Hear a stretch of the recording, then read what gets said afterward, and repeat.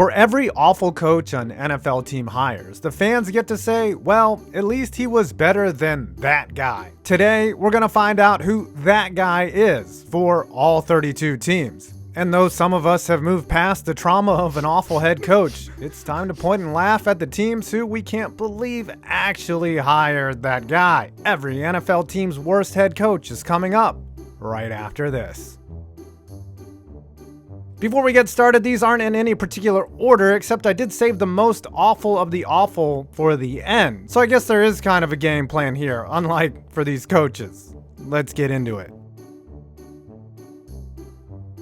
How the hell are you supposed to pick the worst coach for a franchise that's had fewer head coaches than the Catholic Church has had popes? You have to go back to Walt Kiesling, who coached the team 3 separate times in 3 different decades, including during World War II. Unfortunately, all 3 stints went worse than the German invasion of Russia, as Kiesling finished 30, 55, and 5 in Pittsburgh. George Seifert led maybe the best team ever in the '89 Niners, but when he wasn't given Bill Walsh's team to work with, Seifert's Lombardies meant nothing in Carolina, where he bottomed out at 1-15 in 2000. It's a little bit harder when you don't have Joe Montana, Steve Young, and Jerry Rice, isn't it? Honestly, I forgot he even coached the Panthers. There have been more great head coaches in Packers history than bad ones, but the worst one is still a Hall of Famer. Okay, maybe that's misleading because I'm talking about Bart Starr, who actually coached the team he used to quarterback. Starr lasted from 1975 to 1983, which was impressive given his winning percentage was just .406. A great quarterback, yes, but Vince Lombardi, he was not. Let's be real, the worst coach in Pat's history will be whoever has the unenviable task of succeeding Bill Belichick. So unfortunately, we can't say Josh McDaniels quite yet. For now, it's Rod Rust, who won just 1 game in 1990. But really, when McDaniels slithers into the head coaching job, make sure to remind me to update this list accordingly if he isn't already on it. If you find yourself asking who, you're not alone. Steve Wilkes coached the Cards for just a season, the year that got Josh Rosen and himself kicked to the curb after 16 games had proven enough for Arizona. Probably the best thing Wilkes did for the Cards was going 3-13 and being bad enough for them to hire Cliff Kingsbury. Thanks for the memories. One team's big treasure is another team's big trash. Mike Ditka may have won a big game in Chicago, but he traded it all in New Orleans for Ricky Williams and a 15-33 record in 3 years. It turned out while Ditka was smoking cigars, Ricky was smoking the turf, and the whole thing went up in flames when Ditka basically quit. This one is tough, considering the only other coaches eligible have won a Super Bowl. In Baltimore, Ted Marchibroda guided the Ravens for their first 3 seasons in the Charm City. They were a sinking ship, a disaster that had washed up on their shores from Cleveland, and while they were 16-31 in 3 years, Marchibroda sharpened a team that sliced up the league in 2000. The Vikings haven't had many head coaches, but the one that didn't stick was Les Steckel, who went 3-13 in his only go-round in 1984. The Vikings decided against more Steckel and opted to go back to famous cold weather lover Bud Grant, who went 7-9 the next year and retired. His career as head coach might have gone differently had Jim Kelly not taken a 3-year detour in the USFL, but Hank Bulla went just 4-17 in 21 games. Hey, Hank could have been the one to lose 4 straight Super Bowls. Interesting enough, he never got to coach a full season. He was an interim head coach in 1985, and he was fired after his first 9 games in 1986. Damn, son. Oh, Josh McDaniels. He got off to the wrong foot in Denver, immediately trading franchise quarterback Jay Cutler for Jack Daniels aficionado Kyle Orton. The Broncos actually started 6-0 under Bill Belichick's lapdog before collapsing and going 5-17 to finish out his stint as head coach. Maybe the worst part, McDaniels got caught cheating, much like New England, and they still lost. Dank Frank Kush was so bad that he went winless in a strike-shortened 1982 season, which deterred John Elway from going to Baltimore in 1983, which caused the team to move in 1984. I made a whole video on this. That's a chain reaction of crap that Indianapolis fans can be thankful for. Otherwise, the Colts might still be in Baltimore, the Browns would have gone to Indy, and the Ravens would be nevermore. See what I did there? Coming off of 3 years of deferring to player coach Peyton Manning, John Fox got the job in Chicago and proved that he had left his best coaching days in Denver. Fox once made it work with Jake Delhomme and Tim Tebow, but went 14-34 in 3 seasons with Jay Cutler and Mitch Trubisky. I'm sorry, I'm laughing and Packers fan. There's only 5 to pick from, but the obvious choice here is Mike Mularkey, whose QB cocktail of Chad Henne and Blaine Gabbert shockingly only netted him 2 wins in 2012. I mean, the dude's name is Mularkey, which literally means nonsense or drivel, and that makes perfect sense.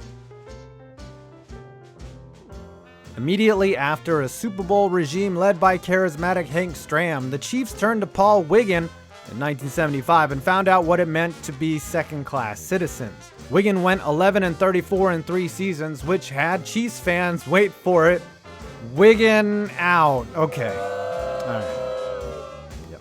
He went on to become the head coach at Stanford and was unable to make a bowl game despite having John Elway. So many options. We could pick Art Shell, who went 2-14 and blamed Adam Schefter for reporting that his job was in jeopardy, or Lane Kiffin, who was younger than most of his players and whose only achievement was keeping Jamarcus Russell off the field. But the worst was Dennis Allen, who had a year of Carson Palmer, another of Derek Carr, and still couldn't do better than 10-38 in 3 tries. While they were still in St. Louis, the Rams hired Steve Spagnuolo, the man whose defensive strategy stopped the 18-0 Patriots in their tracks. It didn't quite work in the Gateway. Spags went 10-38 in 3 seasons and got axed. Then he won another Super Bowl as a DC in Kansas City. A great coach, just not a head coach, I guess. So nice they named him twice. Cam Cameron proved he was only cut out to be an OC, going 1-15 in his only season in 2007. The silver lining, this caused the Finns to hire Tony Sperano in 2008, so it's like we never went a Sunday in the 2000s without a brash Italian calling the shots.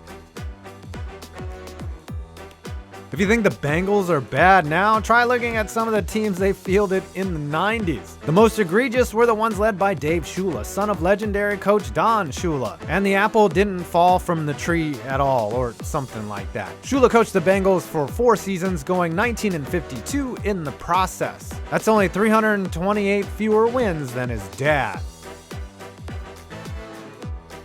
You have to go back to pre-World War II to find a record this astonishingly poor. 10 wins next to a whopping 44 losses. Despite his record, Bell's legacy was as an administrator, and his work setting TV contracts helped grow the game. Bell went from failed head coach to NFL commissioner, where he helped criminalize sports betting. Thanks, Bert. That's really failing upwards. And also amazing that you were worse than Chip Kelly. It's almost an accomplishment to rise to the top in a heated competition such as this, and you can almost stand in awe of the fact that Jackson went 1-31 his 2 years in Cleveland and still kept his job. That was truly a testament to the fact that the Browns had cycled through so many head coaches that they yearned for stability, even from a guy that had no concept of how to win. His successor, Freddie Kitchens, almost gets the crown, but he didn't have as much time to be terrible. The old ball coach's stick might have worked in the SEC, but up north, his act wore out pretty quick, going 12-20 with the football team skins. That's probably what you get when you try to run the run and shoot offense with Patrick Ramsey and Danny Awful. Special mention, Jim Zorn.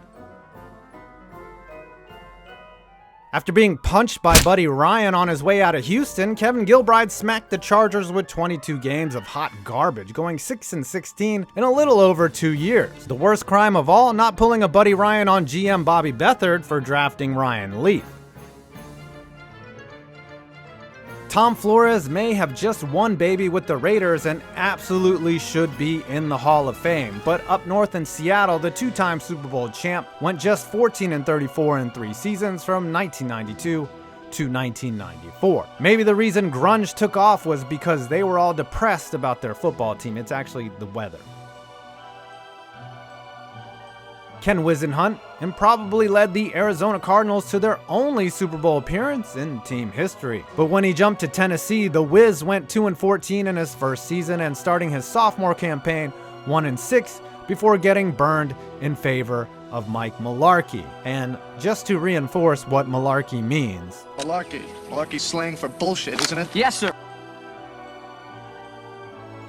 Bobby Petrino was too much of a coward to finish out his only season in the NFL. And more than any on-field incompetence, that's what earns him this honor. Petrino joined Atlanta already behind the 8 ball. The Falcons lost Michael Vick to prison and sent their backup Matt Schaub to the Texans. After going 3-10, Petrino's sudden mid-season resignation to become Arkansas's head coach was more spineless than an octopus. Remember how annoying it was when NBC would track the time between snaps for a Chip Kelly run offense? Yes, going 3 and out in mere seconds was so revolutionary. Kelly had some good years in Philly before moving into the Bay in 2015 and moving back out of there after one 2-14 season. His time in San Francisco was too quick to even be measured.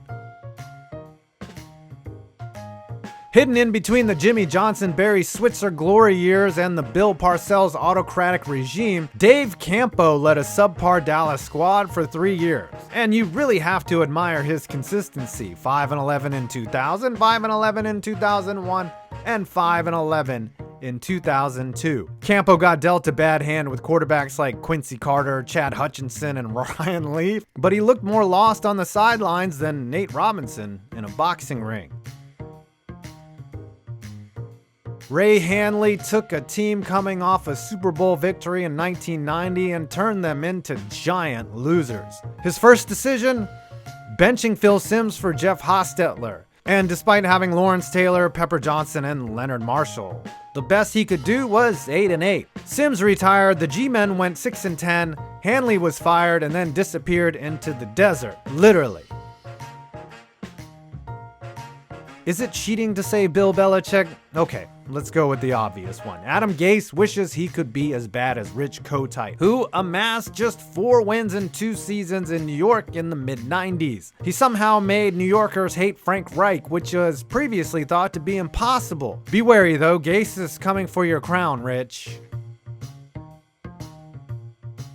Despite starting 7-37 in his first 3 seasons, Jack McKay avoids this distinction for his incredible, self-aware sound bites like, "We didn't tackle well, but we made up for it by not blocking." Congrats, Greg Schiano, you're the worst. Not just for going 11-21, but for telling his players to go 100% on a kneel down. What a douche.